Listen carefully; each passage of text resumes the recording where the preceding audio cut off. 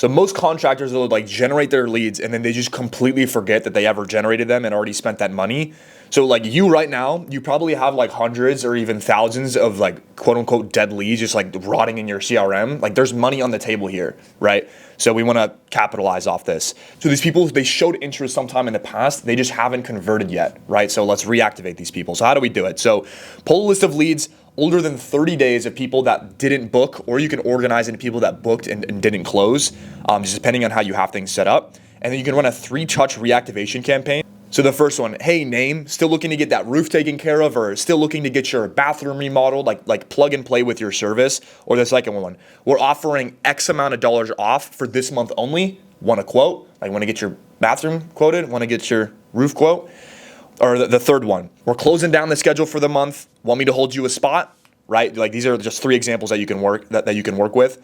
And here's like why it works, right? Because reactivated leads they're completely free to contact, right? So even only if like 5-10% of them convert, it's just pure money, right? Like there is an acquisition cost technically, but you already paid for it like months ago, right? So we're just capitalizing on the money that we already spent. So if you don't have reactivation campaigns like regularly going, like I would set one up like every quarter at the minimum, where you're just reactivating your old leads like from that quarter.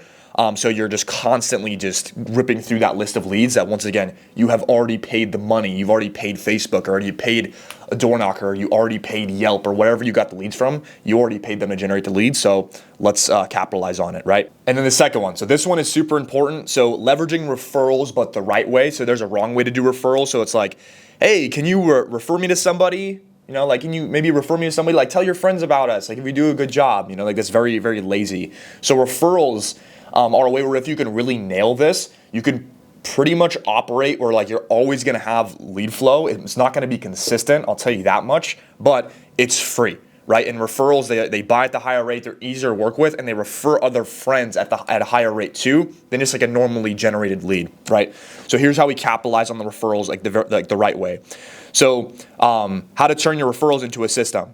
So you need to have a really great and clear offer. So depending on your service and what your average ticket is, what you need to do, and this is what everyone should do for referrals, is you need to find what is the most amount I'm willing to spend for acquisition. So like, what is your CAC, your customer acquisition cost?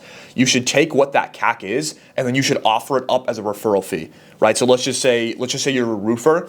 Like the most amount you could spend like for your CAC is $3,000, like based on like your gross profit on average per job. You can literally go to a homeowner and say, hey, I will give you $3,000 if you refer one of your friends to us that might need a new roof and we do a full replacement. They're gonna be like, dude, hell yeah. I see a lot of people, they're very stingy with the referral bonus. You should just be willing to pay like what you would normally pay, or like the most amount you would pay for that lead. Because once again, remember, these are not just regular leads. These people close at a very, very high rate, and they refer their friends. So you should be willing to pay top dollar for these leads. So don't be stingy with it. So have a very clear offer when you talk to these people. So offer a clear incentive, like $250 in cash for a booked inspection that leads to a job. That's an example. I gave you another one previously. Send a shareable text or email after the job wraps up as well. And this is like a little bonus tip. You can have like a post install thank you gift when you have like a referral. So like you could send them like cookies or like flowers or something like after the install, just like as a little thank you gift. And you have like your offer of the referral in there. So like you could order them like crumble cookies, right? And like on a note, you'd be like, hey, I'll give you $3,000 if you refer a friend, like after you do an install. Or the same thing with flowers, like have it on a little card. This is something that I see like absolutely kills it, where once again, you're just getting leads. Like you're just creating opportunities out of thin air, and you don't have to pay extra. You only pay when they close. Like you only pay like the referral fee that you offer once you have the cash in the bank. So pretty easy right there. So a little bonus strategy as well. Turn your best clients into like affiliates for you. Some will happily refer like 5 to 10 people if the reward is solid. So like you can literally tell them, it's like, hey, how does it sound like making an extra like $5K a month, something like that? And they'd be like, what are you talking about? Or it's like, well, if you refer, like I'll pay you $2,500 every single time you refer somebody over to me that, gets a new roof through me or gets their bathroom remodeled from me because, you really love the work that we did. If you refer 2 people a month that come to me that close, like if you have like friends at church or friends, on Facebook or just friends that that like want to get a bathroom redone, if you're from over to me, like that's extra 5K a month for you. So if you do enough jobs over time, like you're stacking up these jobs and these past clients, there's gonna be a couple people that are like constantly trying to find these opportunities. Like they're gonna remember that. Because guys, like, us as business owners, like we can get very numb to money. We can be like, see like tons of money coming in and out of a bank account. But for like the average homeowner, an extra like 5K a month is like a really big deal. So like years down the line, this is something that they'll remember and be like, oh, this is an opportunity, so they're kind of like your little foot soldiers for you. Number 3, how to convert more of what you already have. So this is very self-explanatory. So a lot of times you don't need more leads. You just need to close more of your leads. So there's like a nurturing problem or an intent problem that you can solve within your current lead flow right now. So like right now, if you're converting like 20 to 30% of your appointments, most contractors, like they'll close like 20 to 30% of their leads and they're just gonna like forget the rest of them, right? So that's why the reactivation is really important. So like we can kind of circle back, but we need to be more active in converting more of these people, right? So we're converting 20, 30% of our appointments. How do we bump that number up, right? So a couple different things that I see that are like clear weaknesses that we can instantly, put a cork in it and just plug up that hole so we can get more conversions, is very weak follow-up. So like pre-appointment and post-appointment, like if you guys have like a multiple close deal, like a lot of the times where like they're like trying to gather other quotes, like how it goes, or even before the appointment, just poor nurturing. Sales reps are untrained, or I harp on this a lot. I'm sure you guys have seen me in other videos harp on this. Your sales system is not a repeatable system. Like it's an unscalable system, which means you kind of have reps going out and doing their other thing or doing their own thing. It's very hard to improve upon a system that you don't really have a grasp of because you just let them kind of do their thing on an appointment, right? So that's why like having a very like, hey, this is how we do things here, like having a very clear framework that is trained and ingrained in your sales reps and recording those conversations, you can easily find those gaps in that sales process where you can get the close rate alone. Like, if you have a rep closing at 25%, you clear some gaps, now they're closing at 35%. Now we're converting more leads. You're practically, getting more leads, I guess you could say, or more closes with the same cost. So it's driving down your acquisition cost as a company.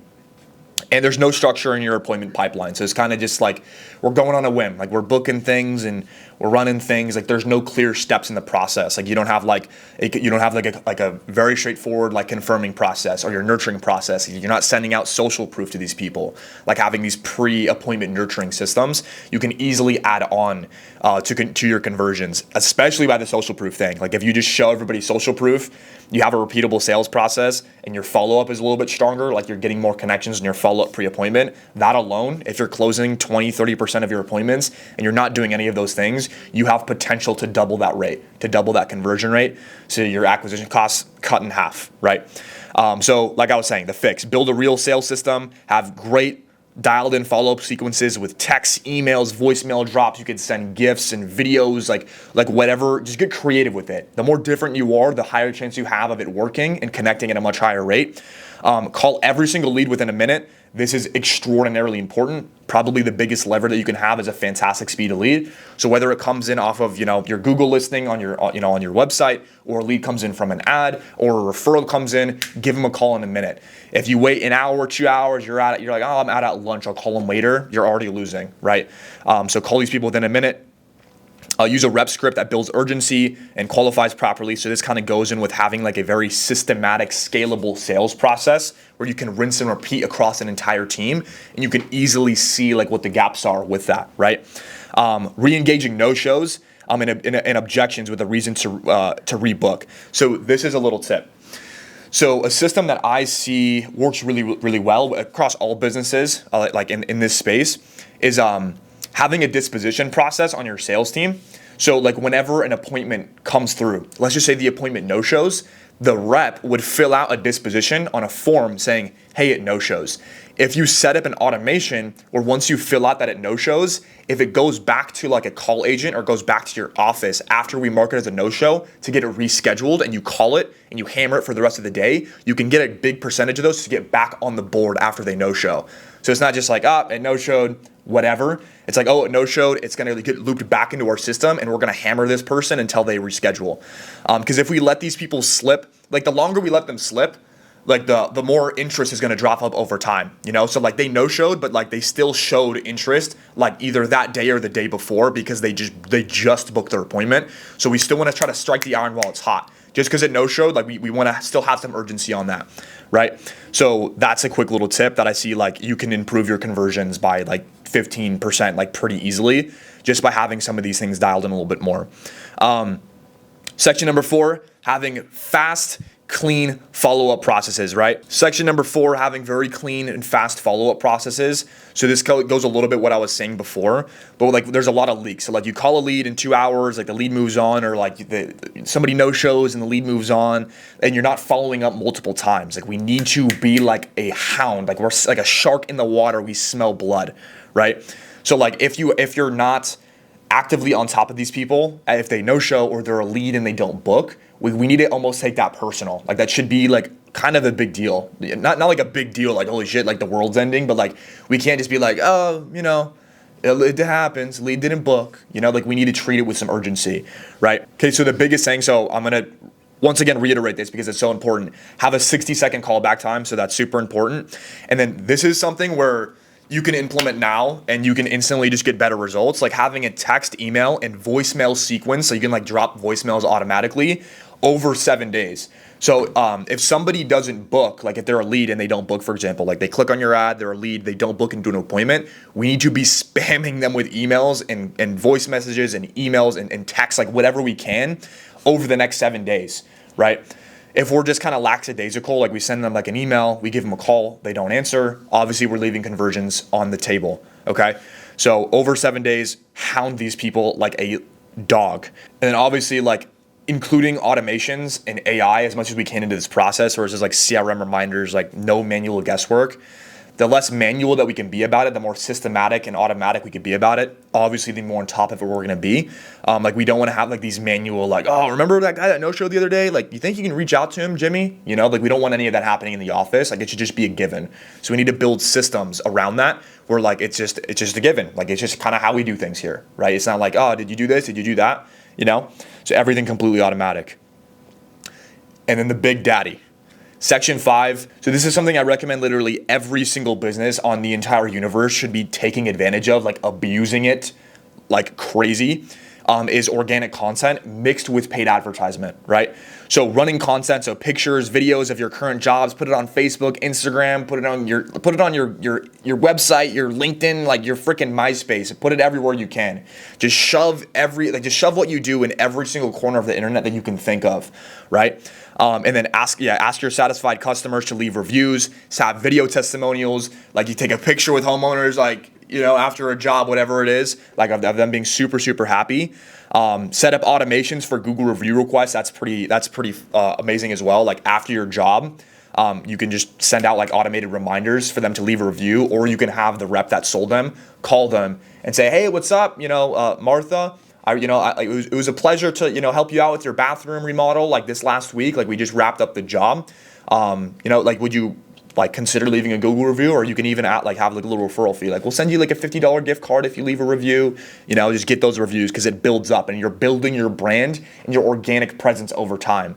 You know, that's why you see these companies that are like, they've been in business for like 10, 15, 20 years. People kind of just know them. Like stuff kind of just happens for them because they already put in that legwork of like having that brand awareness in the market. So we need to take advantage of that effect, right? Like let's not be quiet. Let's tell everybody who we are wherever we can. Facebook, Instagram, TikTok, YouTube, put it everywhere, okay? And then when you combine this with paid advertisement, this is where like the magic happens, because paid advertisement is obviously very consistent. So let's just say you have your Instagram, you're posting a lot of content on it, you're running ads to your Instagram page. Obviously like the focus of you running ads is leads, but let's just say they don't like fill out the form, but they click on your account and they scroll through your stuff and they kind of know your name. Maybe they drop you a follow, right? And then they go through your stuff and then maybe they see one of your videos the next day and then they become a lead, right? Or the other way around, where somebody comes across your content on your Instagram and then they click on your page and then they book through your Instagram. So you see how it kind of works in synergy? So this is something that we need to take advantage of. Like they say there's 7 wonders of the world, but I think this one's the 8th, if I'm being honest, is having having that type of synergistic effect. And you don't need thousands and thousands and thousands of followers. I guarantee you, like speaking from personal experience here, like it changes everything when you just have that type of brand awareness, when you have a very sexy profile that you're active on and the paid ads work in synergy with it, right? So why it works. Pretty straightforward. But when people see that you're active, they're trusted and you're local, they will reach out to you organically. They'll just shoot you a DM. Just say like, hey, I saw the kitchen remodel that you did. It looked fantastic. Do you think you could help me out? Or it's like, hey, I saw that you guys like just did like a full like HVAC system for like this homeowner in my neighborhood. Do you think you can come help me out? Like I'm having some problems with my AC. You know, like they will just reach out to you when you have that type of feel, when you have that brand awareness. And over time, your inbound volume will climb.